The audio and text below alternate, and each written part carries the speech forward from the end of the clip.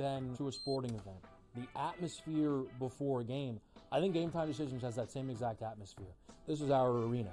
This is what we do. There is going to be an energy to Game Time Decisions that you will feel night in and night out. The excitement you get when you lock your bets and when you're figuring out what you want to do, we can zone in on the biggest games each night. I want this to be the place that people come to before the games start so they feel as ready as possible to lock in their cards. We are going to hit every single one of those markets that you need to know about. We're going to go through every single thing, and I've got a great team behind me that's going to help me get the job done. There is not going to be a better place, I promise you, than Game Time Decisions to get that new information, react to it, and be able to then bet accordingly. We will have everything at our disposal, and we will use that to our advantage. I'm Kevin Walsh. Tune into Game Time Decisions from 6 to 8 p.m. Eastern on SportsGrid. We know the Knicks are talented. They're 37-20. It's not a bad season by any stretch, but it's not being the upper echelon team. This is the Knicks team right now. They're a very good team. And I'm a Knicks fan.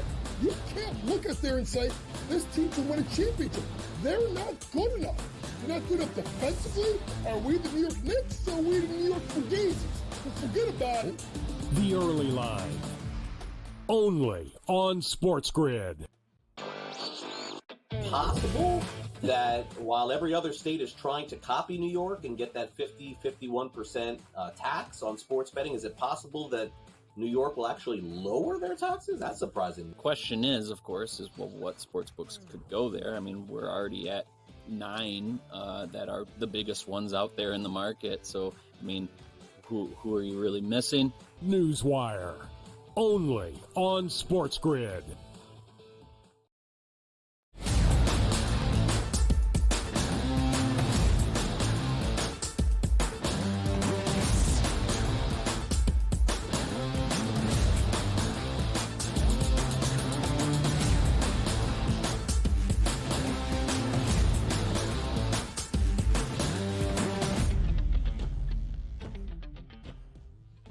Hello and welcome to a Tuesday Live right here on the Early Line on SportsGrid and all across the SportsGrid network. That includes sportsgrid.com/watch, where you can find your favorite destination to consume everything all across the grid. He is Donnie Rightside. I'm Ben Stevens. We are here together for the next 3 hours up until 11 a.m. Eastern Time, bright and early on a Tuesday in the month of March that will feature the beginning of 3 more conference tournaments in men's college basketball. A ton to break down here on this Tuesday morning. A 7-game slate around the association as well. Some high major action to end out the regular season in college hoops. And DRS today, yet another deadline day. It is franchise tag deadline day in the National Football League later this afternoon. If you are going to tag a player on your roster, it must happen in the next few hours, which did allow some headlines, as they always do, around the National Football League early in the offseason yesterday as well.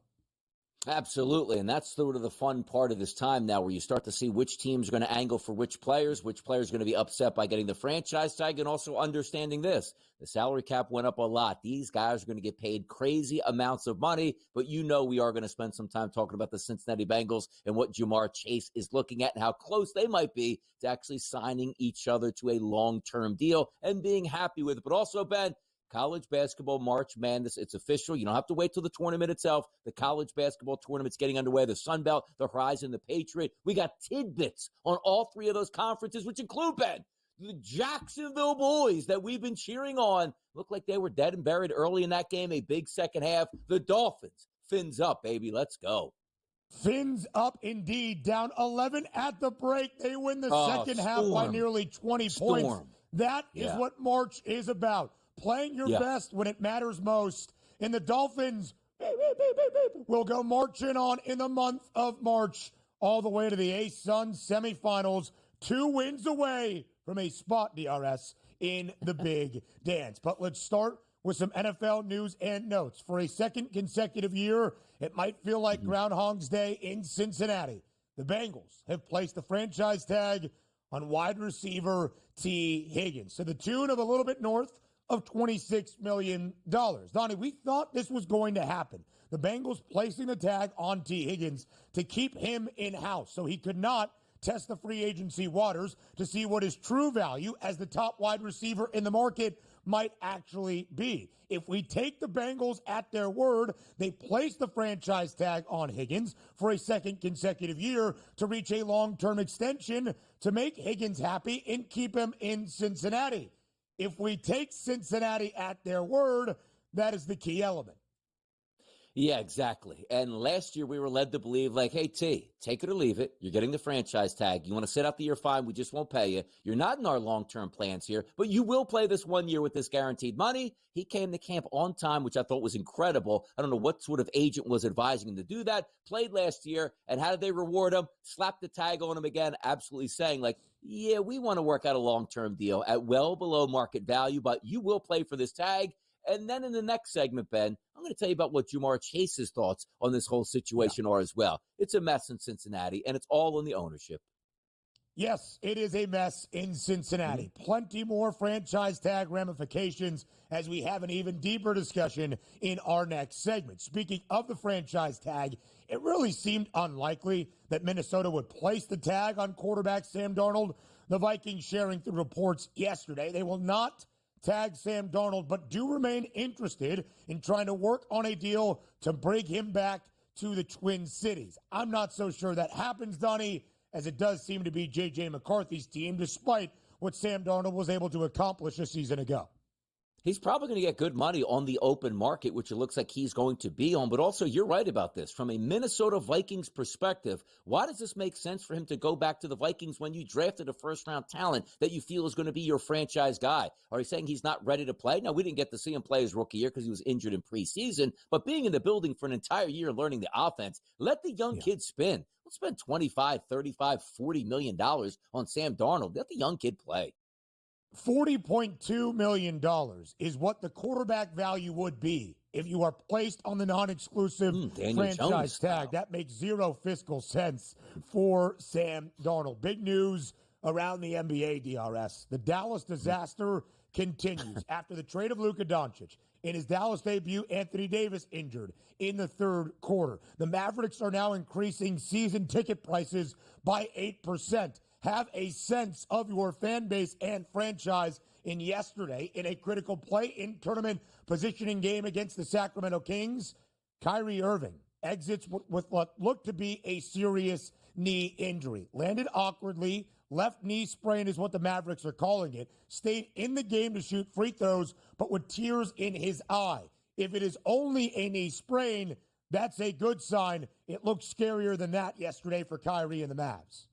Yeah, 32-30. Now, we told you yesterday the Kings on the road were the play yesterday, only about a 2.5-point line, 122-98 final, but there are bigger things in Dallas to worry about, which does include, you have the Adelson Group, which is big in Las Vegas, tons of money by the Mavericks. Then they're saying, like, you know what? We got to raise season tickets. We traded away your best player, but we have to make infrastructure like changes here in the organization. What, the owner just can't pay for that himself? Crazy times in Dallas. An organization that feel like it was love between the ownership group and the team itself. Now looks like it's pure hatred over there.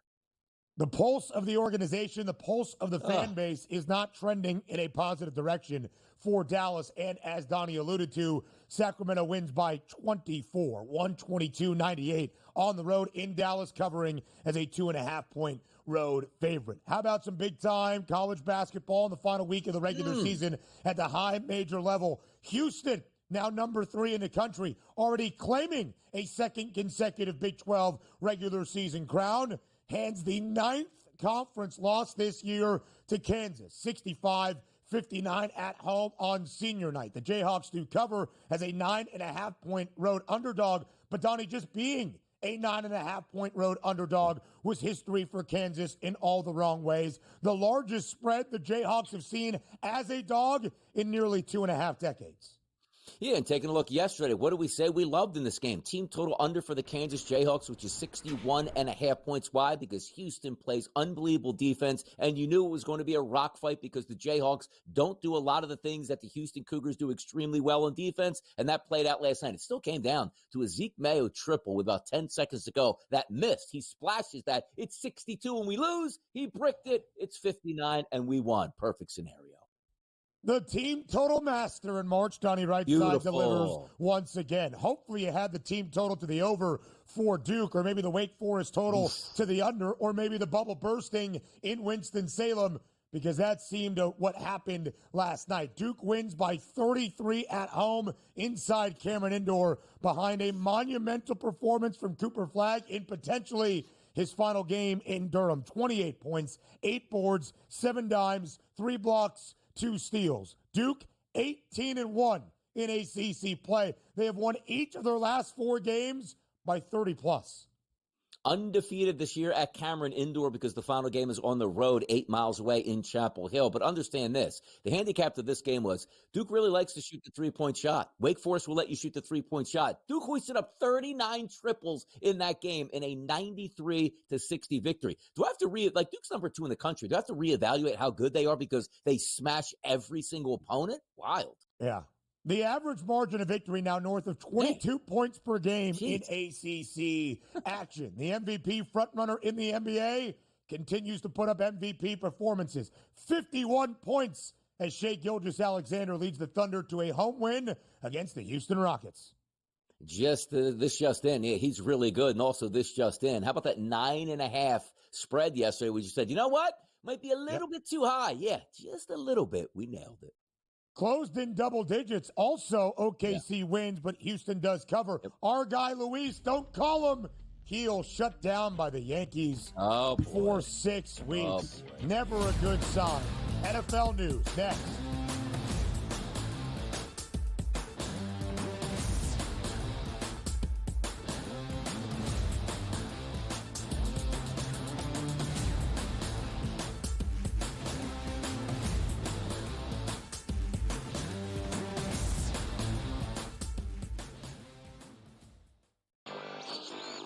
Possible that while every other state is trying to copy New York and get that 51% tax on sports betting, is it possible that New York will actually lower their taxes? That's surprising. The question is, of course, what sports books could go there. I mean, we're already at 9 that are the biggest ones out there in the market. So, I mean, who are you really missing? Newswire, only on SportsGrid. Anyone that's been to a sporting event, the atmosphere before a game, I think Game Time Decisions has that same exact atmosphere. This is our arena. This is what we do. There is going to be an energy to Game Time Decisions that you will feel night in and night out. The excitement you get when you lock your bets in, when you're figuring out what you want to do, we can zone in on the biggest games each night. I want this to be the place that people come to before the games start so they feel as ready as possible to lock in their cards. We are going to hit every single one of those markets that you need to know about. We're going to go through every single thing, and I've got a great team behind me that's going to help me get the job done. There is not going to be a better place, I promise you, than Game Time Decisions to get that new information, react to it, and be able to then bet accordingly. We will have everything at our disposal, and we will use that to our advantage. I'm Kevin Walsh. Tune into Game Time Decisions from 6 to 8 p.m. Eastern on SportsGrid. The 2 guys that can do it all. Too much electricity this morning. This is a good time. We're having a lot of fun. I had to do a triple take. Ka-ching! Why? Because of parity. I didn't mean to offend. Yeah, it's not going to happen. Load management is a dirty word. Let him rip. You know what? Circumstances provide the results. What? How do you do this one? Oh, Donnie, you got such a good show there. A network that is booming. The Early Line, only on SportsGrid.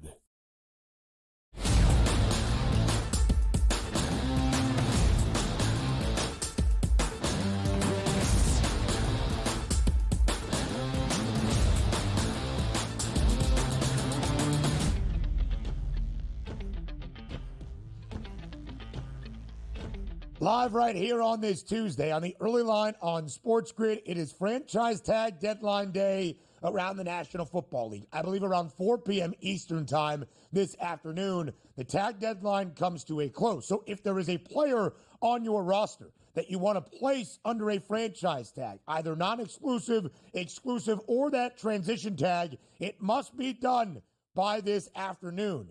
And for a second consecutive offseason, it was done to T. Higgins by the Cincinnati Bengals. Donnie, we kind of expected this to be the plan for Duke Tobin and that Bengals front office. They have told us their plan was to tag T. Higgins, to keep him in-house so he cannot test his true market value as a free agent, and thus the two sides, unlike last year, could work to a long-term contract extension, as Cincinnati is paramount on keeping everybody in-house. That includes T. Higgins, of course, extending Jamar Chase, and Defensive Player of the Year runner-up Trey Hendrickson.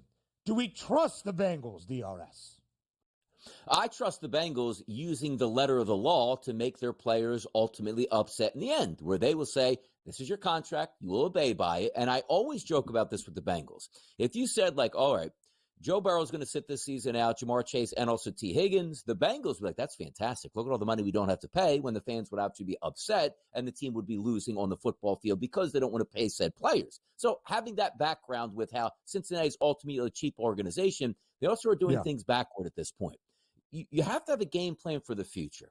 You told T. Higgins he was not part of your future last year. Take it or leave it. Play on the tag. Don't play on the tag. We don't care. If you don't show up, we're not paying you. So be it. And then we'll tag you the next year, and you won't have another year accrued towards free agency. T. Higgins has been nothing short of great here. Close to 1,000 yards every single year he's been with the Bengals, and a homegrown talent. And clearly, he likes Cincinnati, and who wouldn't want to play with Joe Burrow? But also, when you tag him last year, I can't even believe he showed up to training camp.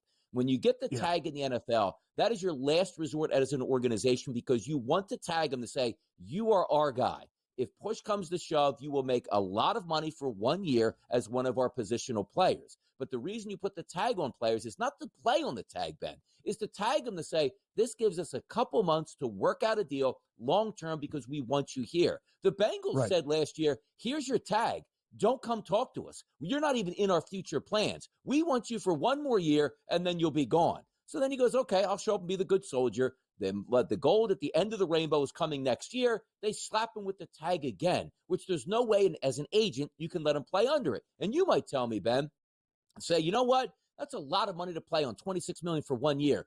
Not when, if he hits free agency, he would get well north of $80 to $90 million guaranteed the minute he signs his name. And you say, well, what's the difference in that point? If T. Higgins this year blows out his knee, say goodbye to all that monster money. He's going to have to do it on a prove-it deal for $5 million next year. If T. Higgins goes out this year with a $80 to $90 million guaranteed contract and blows his knee out, that's all his money, regardless if he ever plays football again. I don't understand what the Bengals are doing. And in just a moment here, I'm also going to explain, Bain, what Jamar Chase actually enters into this equation now as well. So let's go through the timeline, right? The Cincinnati Bengals placed the franchise tag on T. Higgins last year. And Donnie is correct, with the intention of being like, take it or leave it, pal. We're not reworking a long-term contract extension. You will play under the franchise tag or you will sit out. T. Higgins does not sit out. We debated if T. Higgins would even play for the Bengals in 2024. He does, not a full season, only starting 9 games, playing in 12, dealing with injuries, but was red hot down the stretch as the Bengals tried to make their run to the postseason. You see it there. Nearly a 1,000-yard season for a guy that only played in 12 games and still had 10 receiving touchdowns, basically saying, all right, guys, see what you have missed out on. And Jamar Chase, who had a Triple Crown season, saying most of the same. So, Donnie, that's where I think the skepticism comes. Cincinnati has said now they expect to work to a long-term deal with T. Higgins, but it was the complete opposite thought an offseason ago. So you have to have a little bit of hesitation to take the Bengals at their word. 9 guys an offseason ago were placed on either the franchise or transition tag.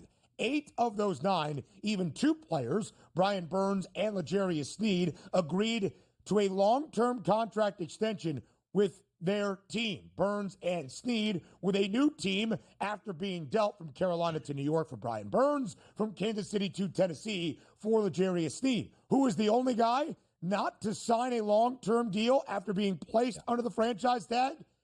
T. Higgins. So that's why we remain a little bit skeptical. Now, to Donnie's second point, the fiscal nature of this, just so you can take it away, DRS, $26.2 million might seem like a lot. 6 wide receivers around the NFL make $30 million per year or more. T. Higgins would absolutely get that, if not $32+ million annually, if he became a free agent. So you do not have the financial flexibility to keep him under the tag if you are going to pay other players. Insert Jamar Chase. DRS, go ahead. And Jamar Chase, let's bring him up now, because start with T. Higgins here. You understand this. If he gets the free agency this year and played the good soldier last year, he just might be the highest paid wide receiver in football. You say, Donnie, that's crazy. No. The cap went up, and he's going to be the free agent that everybody wants. 3 or 4 teams bid on him. He's getting an unbelievable price point. So now we're saying, hey, you're going to be tagged for $26 million, which, again, you can't compare it to everyday life. That's a lot of money, but not to T. Higgins on what he could get. Now, understand this. Jamar Chase, did you see what happened yesterday? The Bengals are telling him he's going to be the highest paid wide receiver in football. Do you know what Chase's camp is coming back saying? Like, we are so far apart in negotiations, it's ridiculous right now. So set the stage for this. T. Higgins comes back to the Bengals at $26 million. Jamar Chase signs a contract for, $175 million. Are you kidding me? The animosity towards the organization that T. Higgins would have, knowing that if he got the free agency or signed a long-term deal last year, you would have to deal with any of this. So we have Joe Burrow, the highest paid quarterback in football. Jamar Chase, which is going to be the highest paid non-quarterback in the history of the sport. And then you're going to work out a deal for T. Higgins, which is probably going to be $35+ million a year. The Bengals, what are you doing out here? It's not going to work, and nobody's happy about it. So let's continue to play front office exec. I feel like we have a good beat and read on this, DRS, because we'll talk about the financial figures and what this all means personally in that Bengals wide receiver room and the franchise overall. Next.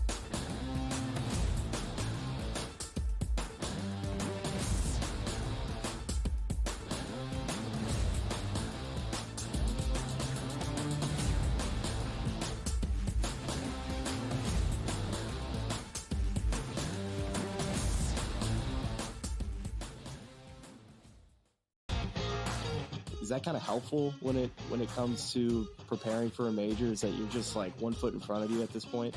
Ideally come to a place here at Bay Hill where I've had good success in the past. I've only played it the last 21, 2, 3, and 4. So, but I've played it well, and I really like that we're heading there with where I'm at right now. I think it's going to tell me a lot. The Smiley Show, only on SportsGrid. Remember when everyone was upset about NIL? You know what NIL did? Make sure Cooper Flagg wasn't playing with the G League Ignite. That's good for us. That's good for college basketball. When the best players are actually playing college basketball. You're going to get battle tested. And it doesn't matter, Kevin, if you're at home or on the road. If you don't come ready to play in the SEC, you're going home with an L. Betting above the rim, only on SportsGrid. What's going on here? What are you talking about? But is Bryce going to shave? And then is Bryce going to I hope not. Oh, they once tried to ask me that. They were like, whoa, K-Dub, the mustache, I'm not sure. Whoa. At first go-around, right? I was like, you know what? All right. And then the second go-around, I was like this. Come on, now it looks good. Get used to it. Get excited. Game time decisions, only on SportsGrid. He doesn't feel like he gets enough recognition for his achievements. I'm on a really good team, and I'm like, I don't matter, but I'll have nights I'll have 21, 19, 18, because I don't matter. I would rather be on a team, a good team that wins, than care about myself. I mean, honestly, like, wouldn't you rather just play with dudes that are great and win? Pharrell Coast to Coast, only on SportsGrid.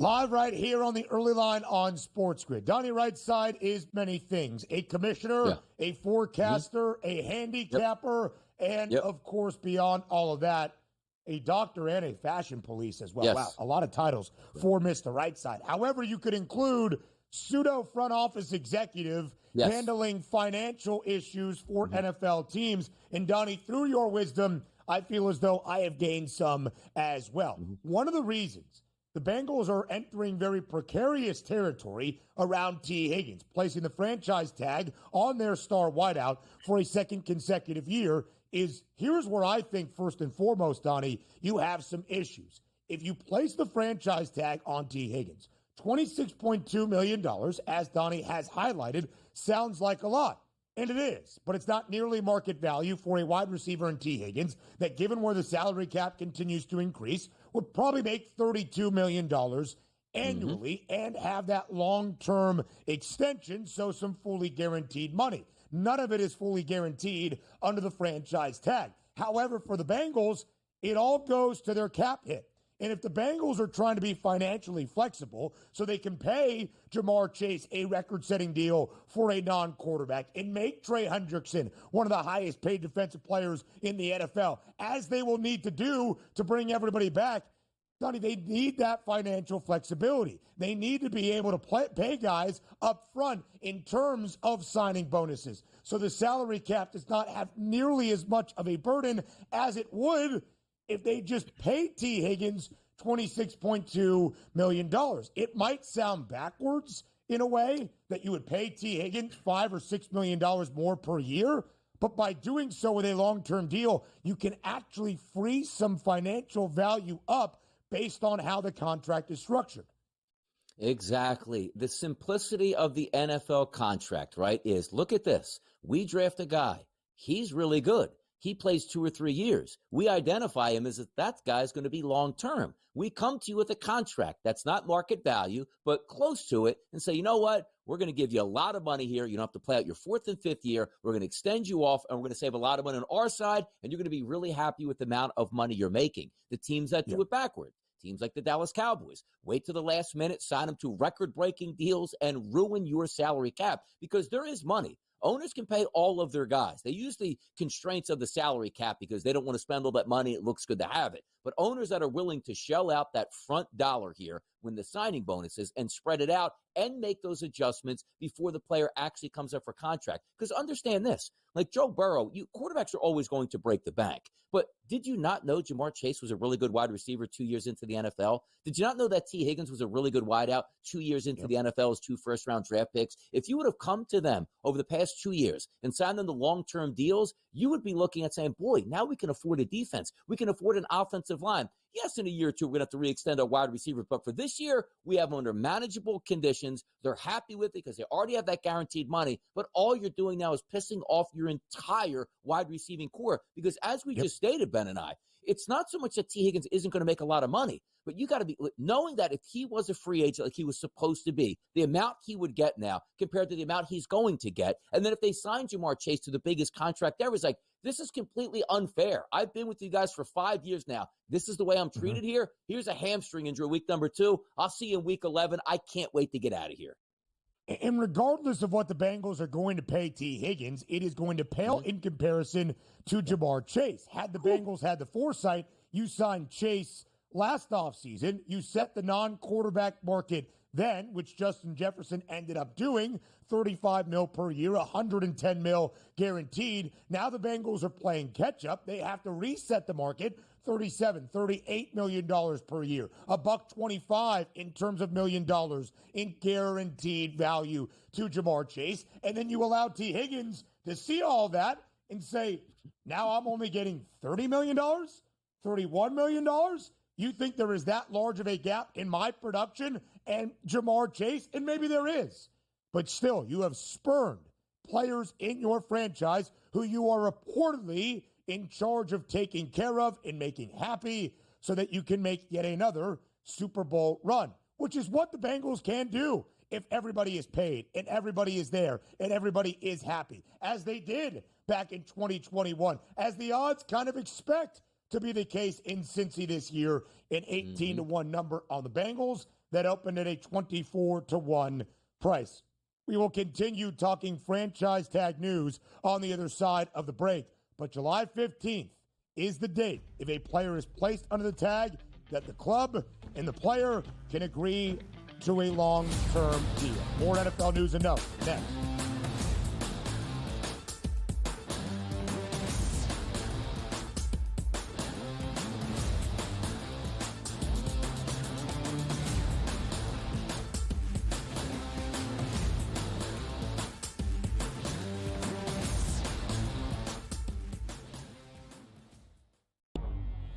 Two guys that can do it all. Too much electricity this morning. This is a good time. We're having a lot of fun. I had to do a triple take. Ka-ching!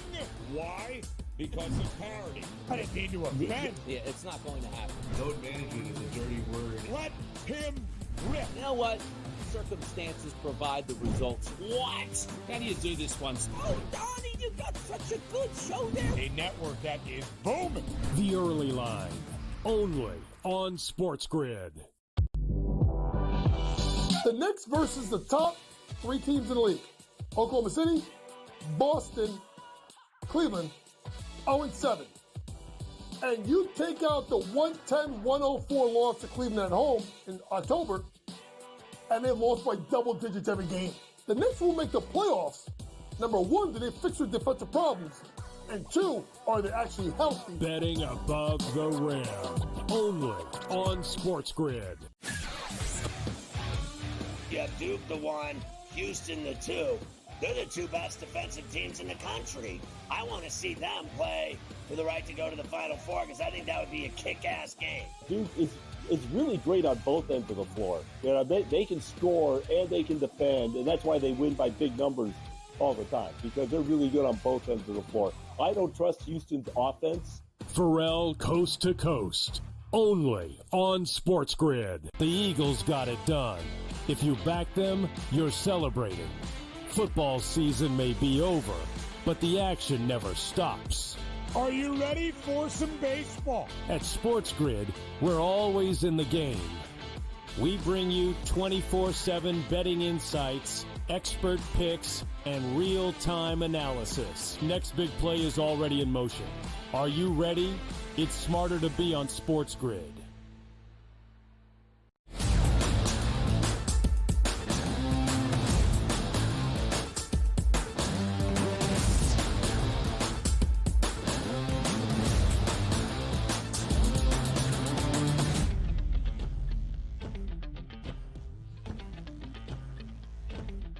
Other really big headlines around the National Football League on franchise tag or transition tag, deadline day in the NFL. It seemed unlikely. It turns out that it is. The Minnesota Vikings DRS, despite the sensational year that Sam Darnold had last year in Minneapolis, will not be placed under the franchise tag by the Vikes this offseason, freeing him up to be a free agent. The Vikings say they remain interested. I don't think they're going to pay the money necessary to keep Sam Darnold in-house as they focus on their future in J.J. McCarthy. Here's why it did not make sense. First and foremost, you drafted McCarthy 10th overall to be your guy. He is going to be your face of the franchise moving forward. Darnold kind of ruined that opportunity in the two biggest games of the year for Minnesota. But still, Sam Darnold is going to make some cash this offseason in the franchise tag value of more than $40 million. To have Sam Darnold as a backup or competing for the starting quarterback role, that's way too high of a price tag to pay. It is too high of a price tag to pay. And also understand this, like Minnesota's not like, oh my goodness, we don't have a backup plan. Like, no, they drafted their backup plan last year, which is their franchise guy in the top 10 in J.J. McCarthy. He should play this year. If he's healthy, he's got a full year to rehab. It's not like you're going to rush him back onto the field. He should be fine. But also, like Sam Darnold, like going to the free agent market, I'm wondering where he's going to go, which we'll talk about a couple teams that might be his landing spots. But he is going to make money. He could be a bridge quarterback. He could be maybe a future quarterback because he did show some signs of life. Like, hey, you know what? Give me a good wideout. Give me a good head coach calling plays, and I can perform. Now, it's just a shame because I'll tell you what. He doesn't play poorly, let's just say, against the Detroit Lions, or he doesn't play poorly in the playoffs against the Rams. you might be thinking in Minnesota, like, this is your franchise guy, and maybe we can trade the youngster behind him, or like, hey, you know what? We'll put you on the Aaron Rodgers plan where we'll see you in 3 to 4 years. It's just a shame, and would have been really interesting for Minnesota, the decision they would have had to make if they had won a playoff game, just a single one, because I think the argument for bringing him back in Minnesota would have been much stronger. You saw the way it played out. Oh, there's the old Sam Darnold we know and love from the New York Jets. We understand that, which is unfair, which how well he played in the regular season, but it is what it is. But also, the key point here, Minnesota can't bring him back. The future is now. You have a young quarterback on a roster that you look like you can win football games. He can progress. And also, you get him real cheap, Ben, $5, $6, $7 million a year, as opposed to $40 million a year. And Sam Darnold, fair or not, ceiling high or floor low, however you describe Sam Darnold's play as a quarterback in the NFL, is going to garner at least, you would think, $30 million per year from a certain franchise in desperate need of a quarterback. And the Vikings are not in desperate need of a quarterback, turning now to J.J. McCarthy. DRS, a longtime Bird who helped in winning a Super Bowl this year. Darius Slay is going to be released by Philadelphia. 12 seasons in the NFL for Slay, his first 7 in Detroit, his last 5 with the Eagles, a 6-time Pro Bowler. It is unfortunate, but at the age of 34, these things happen. It frees up a little bit more than $4 million in cap space for Philadelphia. Slay himself personally has said he still wants to give it a go for one more NFL season. Wanted that to be in Philly if they could rework a deal. The Eagles clearing some cap space and making the cut. Yeah, and understand this. He wasn't making $4.5 million this season if they were to keep him on there, because that would have been ludicrous. They would have kept him there and just say, hey, deal with it. You're going to play one more year. Said you wanted to play one more. But his number was in the teens here. So you cut him, you save $4 million. And I do think he does want to play one more season. And also, he's not just going to go to the highest bidder. Like, let me go to a really bad team to make an extra $1 million. He said it in a few podcasts here. Would love to go back to Detroit, but even more would love to stay in Philadelphia. I am under the belief that the Philadelphia Eagles, the way they take care of their players, specifically guys that have done really well for them over the years, like the Brandon Grahams of the world, if you have anything left in the tank, we'll work with you here as long as you want to come back. I think Slay is coming back to the Eagles, but it is a cap-saving measure. And if they do sign him, they'll be able to extend it 1 or 2 years here to make that cap level lower than what it would have been if they just kept him on his final year of his deal. June 1st is a big day around the NFL. Pre-post June 1st, trade or cut. It really does move the monetary value for whatever maneuver an NFL franchise makes. So post June 1st, if that is the release date and the designation for this move by Philadelphia, saves them $4.3 million. But if Darius Slay is still a free agent at that time in the summer, before training camp, you can bring back the veteran on a more franchise-friendly deal. And Howie Roseman, DRS, I think right now, looked at as the best front office executive in the NFL, the GM for the Eagles. He is very shrewd in how he deals with financials. Everybody on the Eagles is paid, so to speak, but it's also because they draft so well that their key defensive contributors are all on rookie contracts. Jalen Carter, Jordan Davis, Nakobe Dean, Quinyon Mitchell, Cooper DeJean, everybody there. That's how you save some money. The veteran Darius Slay set to be released at this moment, as is the veteran offensive lineman in Cincinnati, Alex Kappa, who had played every single game for the Bengals the last 3 years he was in Cincy. This move, though, frees up about $8 million of cap space for Cincy. They have freed up more than $17.5 million so far this offseason. All the dollars and cents necessary so that you can pay everybody to stay on the Bengals. I'll tell you what's crazy, too, because, you're going to try to maneuver your roster around to save as much money as you can to try to save your stars. Now, let's understand this, Ben. Last year, correct me if I'm wrong, the Bengals weren't a playoff team. So Joe Burrow always has that massive contract. Let's just say you sign Jamar Chase to more money than we've ever seen outside of a quarterback in the NFL, and you do a long-term deal for T. Higgins, and then on the other side of the football, Trey Hendrickson, which is the sack leader in the NFL, you rewrite the market for him. You didn't make the playoffs last year. Everybody got 50% higher salaries, which I don't know where you find the money to just build an average defense to try to help out. And God forbid if any one of those players gets injured next year. So that's the trouble on the horizon, which is why you talk about the Philadelphia Eagles and Howie Roseman. It's like everybody's paid. Everybody's happy. An injury here or there will be fine. And we already have a very good offense and a very good defense. Like the Bengals are not saying like, hey, look, we're going to scrap the offensive line because Joe Burrow already gets sacked at a high rate as well. And then the defense, we can't really improve it because we signed a guy back who's a sack leader, but in the grand scheme of things, really to make that big of a deal. It's almost like the Bengals should be like, all right, Jamar Chase will get us 2 first-rounders. Teagan's will get us 1. Hendricks are going to get us 1. We'll just go into the draft the next couple of years. We'll keep Burrow. He's good enough to keep us afloat here. We'll rebuild this thing. It just sounds like all the talented players, 4 or 5 of those in Cincinnati, make up the entire football team, and they didn't make the playoffs last year. Donnie, there might be a time come July where everybody on Cincinnati is paid. Jamar Chase has set the record for the highest contract ever for a non-quarterback. T. Higgins might even seem happy. Trey Hendrickson as well. And you might say, hey, heck yeah, Duke Tobin, way to go.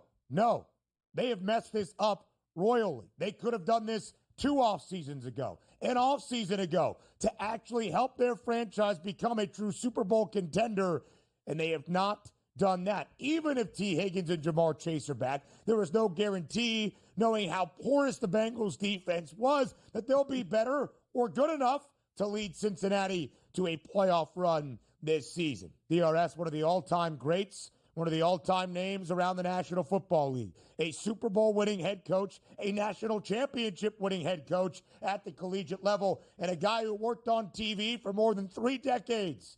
Jimmy Johnson yesterday at the age of 81 announcing his retirement from Fox. He was there from the very first NFL on Fox pregame show more than 30 years ago. He is now retired from that show, and we wish Jimmy Johnson the best. We do. By the way, Jimmy Johnson looks the same age as he did in like 1985 to what he does today. And also, does the guy live a better life? Like, was a head coach of the Miami Dolphins, the Miami Hurricanes, the Dallas Cowboys, 20-plus years in TV. And all he does is live in Key West, fish off his boat, relax, hang out. And looks like that's one of those guys like, dude, I just want to have dinner or a beer with that guy. He probably has the best stories and looks like he would be a great time here. So, 81 years old. Enjoy the rest, man. Catch some of those sailfish out there and all that good stuff. Absolutely so, DRS. Wow, a back porch stogie between Donnie Rightside and Jimmy Johnson talking about the future of Miami football. Now, that sounds like an ideal summer night. But before we get to summer, we have the month of March, the end of the regular season at the high major level of men's college basketball with some conference tourney action to break down. We do that next here on the Early Line.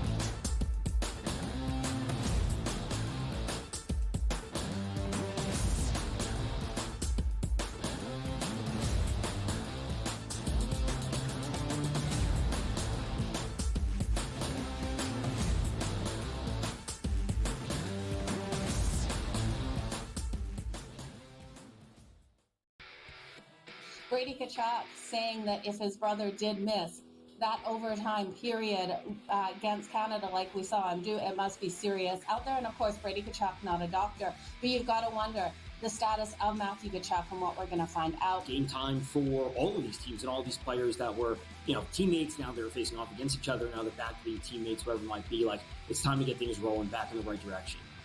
HL today, only on SportsGrid.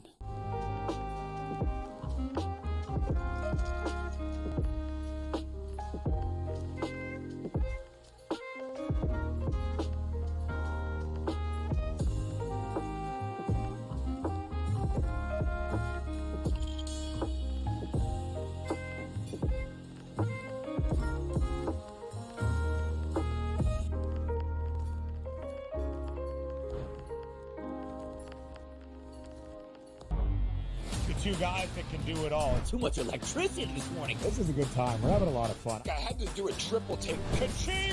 Why? Because of parity. I didn't mean to offend. Yeah, it's not going to happen. Load management is a dirty word. Let him rip. You know what? Circumstances provide the results. What? How do you do this once? Oh, Donnie, you got such a good show there. A network that is booming. The Early Line, only on SportsGrid. Yeah, Duke the 1, Houston the 2. They're the 2 best defensive teams in the country.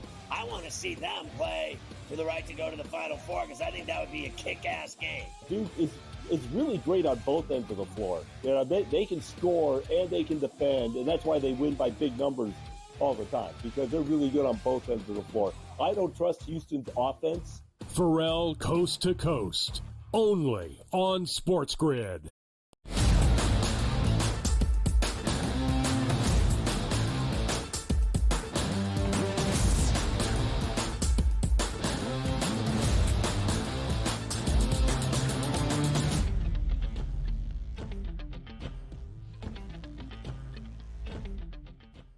It is the month of March. It is also the final week of the regular season at the high major level in men's college basketball. We've got a lot to be determined. NCAA tournament bids being on the right side of the bubble, seed lines hunting down a number 1 seed in the big dance, and of course, in some facets, conference championships in the regular season to be figured out. Not in the Big 12 for a second consecutive year. Both years Houston has been in this league.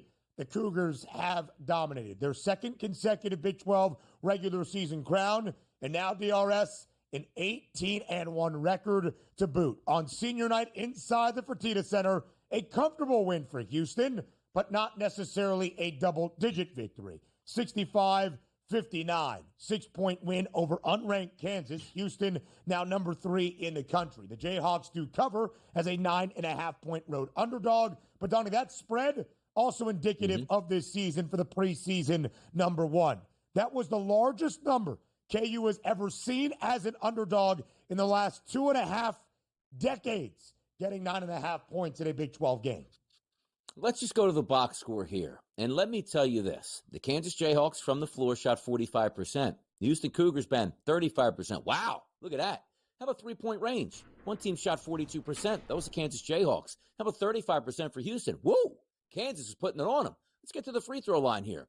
One team shot 84%. That was Kansas. As a team, 71% Houston. All right, Kansas, back on track, Ben. Big 12, here we come. Conference championships, can't wait. Oh, wait a second. They lost that game by 6 points. How does that happen? Well, one team in Houston Cougars shot 68 times from the floor. How about 42 for the Jayhawks? Why is that? Look at the steals. 16 steals to 4. The turnovers, 20-6. You can't give the other team 14 more possessions for free because you turn the basketball over with extra chance points at the rim, which is exactly what Houston did. It's twofold the way you can look at this game. You see the Big 12, 18-1 Houston Cougars, which is absolutely incredible. They can win a multitude of ways, but sometimes you get a little bit scared where you see some of these statistics and say, boy, oh boy, they got lucky to win that game. Now, granted, they're 26-4, and I just told you, 19 games in conference play, they won 18 of those. They should be fine, but they don't play at that high tempo where games like that, you want to blow the other team out, but also shows you how talented they are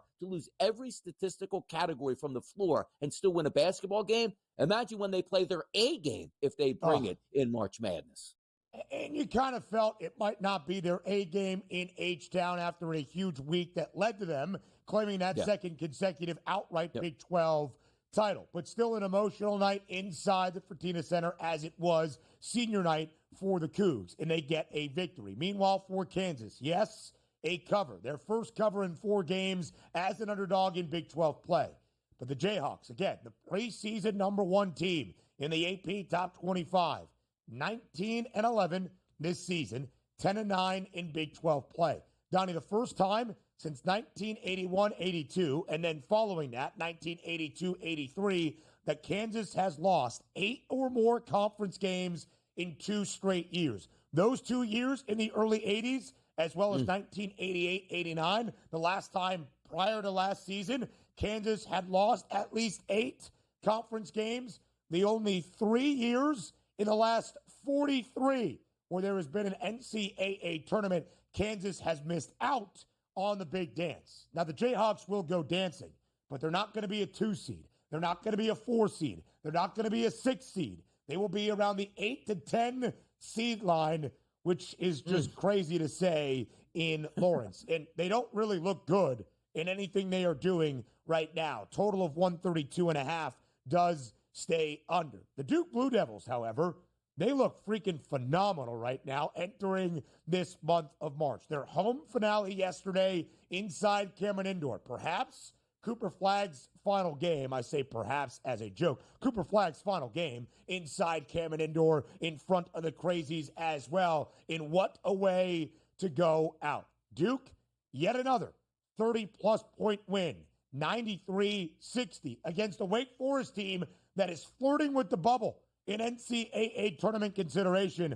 I think that bubble burst last night. Duke covers as a 20.5-point home favorite. A total of 146.5 does go over. 7 straight wins for Duke, 6 consecutive covers for Duke, winning by at least 33 points in 4 straight games. In Cooper Flagg, in his Cameron Indoor finale, 28 points, 8 boards, 7 dimes, 3 made threes, 3 blocks, 2 steals. He's going to be the number 1 overall pick in the NBA draft for a reason.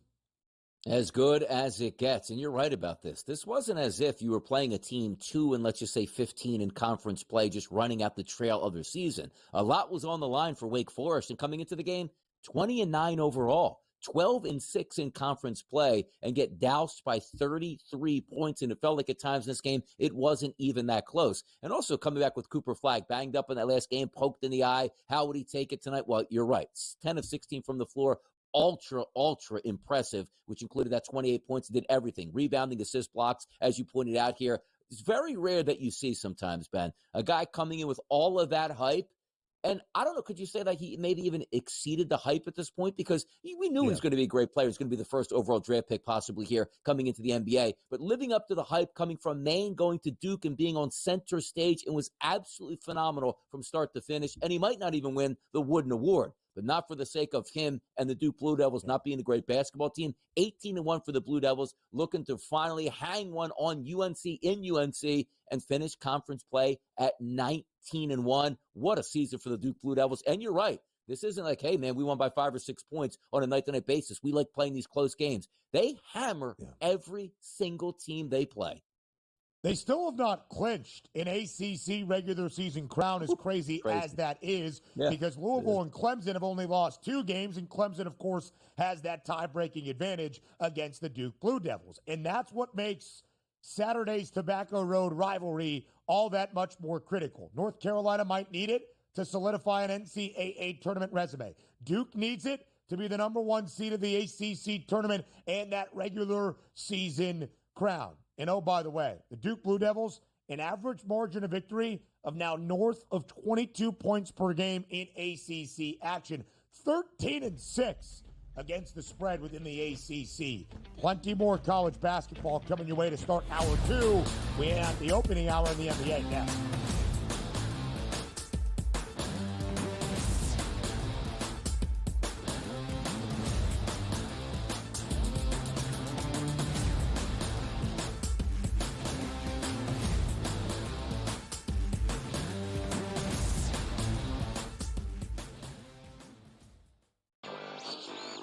Possible that while every other state is trying to copy New York and get that 51% tax on sports betting, is it possible that New York will actually lower their taxes? That's surprising. The question is, of course, well, what sports books could go there? I mean, we're already at 9 that are the biggest ones out there in the market. So, I mean, who are you really missing? Newswire, only on SportsGrid. Anyone that's been to a sporting event, the atmosphere before a game, I think Game Time Decisions has that same exact atmosphere.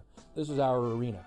This is what we do. There is going to be an energy to Game Time Decisions that you will feel night in and night out. The excitement you get when you lock your bets in, when you're figuring out what you want to do, we can zone in on the biggest games each night. I want this to be the place that people come to before the games start so they feel as ready as possible to lock in their cards. We are going to hit every single one of those markets that you need to know about. We're going to go through every single thing, and I've got a great team behind me that's going to help me get the job done. There is not going to be a better place, I promise you, than Game Time Decisions to get that new information, react to it, and be able to then bet accordingly. We will have everything at our disposal, and we will use that to our advantage.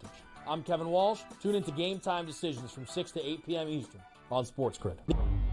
The 2 guys that can do it all. Too much electricity this morning. This is a good time. We're having a lot of fun. I had to do a triple take. Ka-ching! Why?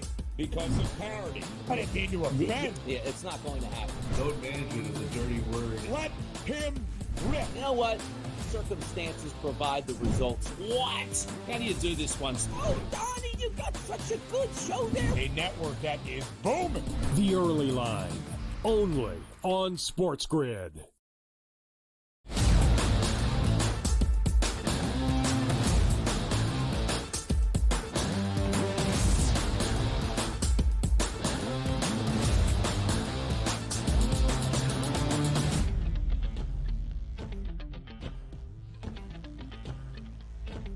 NBA action from a 7-game slate on a Monday night to recap to end out this opening hour. Live right here on a Tuesday morning on the early line. 4 times in the last 7 weeks has the MVP frontrunner in the league's leading scorer, OKC's Shai Gilgeous-Alexander, delivered a 50-point performance. 51 last night to lead Oklahoma City to a big home victory against the Houston Rockets. 137-128, the victory for OKC. The Rockets do cover DRS. 9.5-point spread when we were breaking down the game yesterday, closed at 11 in favor of OKC. But the Thunder win number 50 behind a 50-piece from SGA. Yeah, he is tremendous. Absolutely. I guess wrapping up that MVP award, the 50th win, as we like to say, for OKC, 51 points for SGA. And also, he was doing it very efficiently, Ben. 36 minutes, 30 attempts, made 18 of those, which included 5 of 9 from three-point range, a perfect 10 of 10 from the free throw line. And the thing I love to see with the 51 points, still 7 assists. And how about this, Ben? Only 2 turnovers from SGA. A $137 on the board against a quality Rockets team here. This is the team that we expect to win the Western Conference and represent the Western Conference in the NBA Finals. And they're not giving us any reason at this point to doubt them. 50-11 for this basketball team.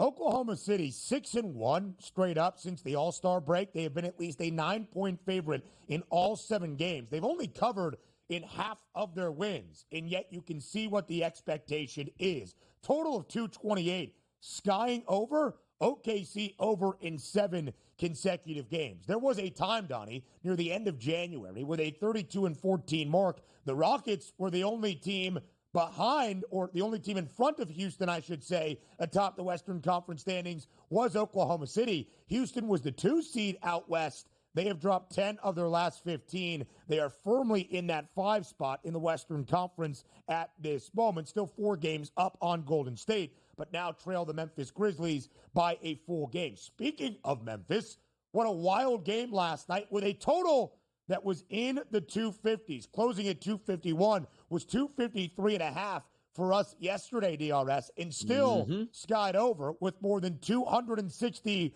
combined points and a wild ending. Atlanta wins outright as a 7-point road underdog. In the final 10 seconds, Desmond Bane for Memphis, trying to find a game-winning opportunity, has his pocket picked. Ball up to Karis LeVert, who, as time expires, hits the game-winning layup. Victory from the jaws of defeat. Atlanta wins outright, solidifying even more of their position within that Eastern Conference play-in tourney. Yeah, Bane, 35, 10, and 10 in a loss at home. Which, again, look at that final score. We talked about it yesterday. The number at the start of overnight going up a few points at 253.5, and there wasn't even any blink like, man, you automatically just take that game to the under. No, we said you go over because you just watched some of the previous games between both of these franchises, and you look at the starting lineups and go, Atlanta Hawks aren't even that good, but when you play at a tempo, you get more shots up and just have to make your fair share, and they did that. 132-130, over 255-plus points in that game.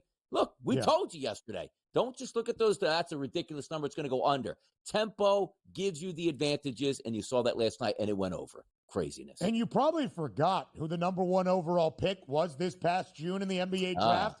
The Frenchman, Zachary Rizache.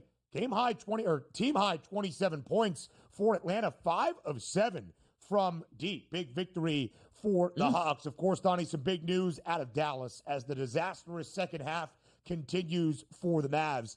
Kyrie Irving, an awkward injury. The Mavs are calling it a left knee sprain, which would make it seem a little bit more optimistic than how significant it looked last night. Hobbled to the free throw line with tears in his eyes, hit both free throws, but then exited the game.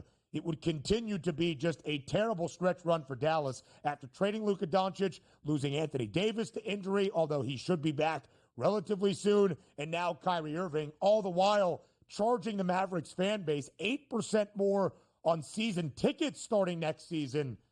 Again, not a great time in Dallas.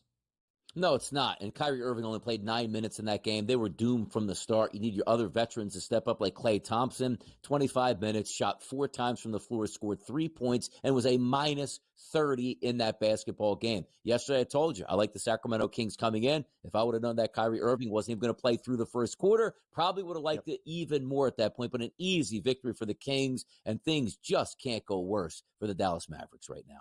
The Dubs get a big road victory in Charlotte. They cover as a 13-point favorite. They have won 8 of 9, covering in every one when Jimmy Butler starts and plays. And keep an eye on Detroit basketball covering in Utah as an 11.5-point favorite. Hour 2 up next.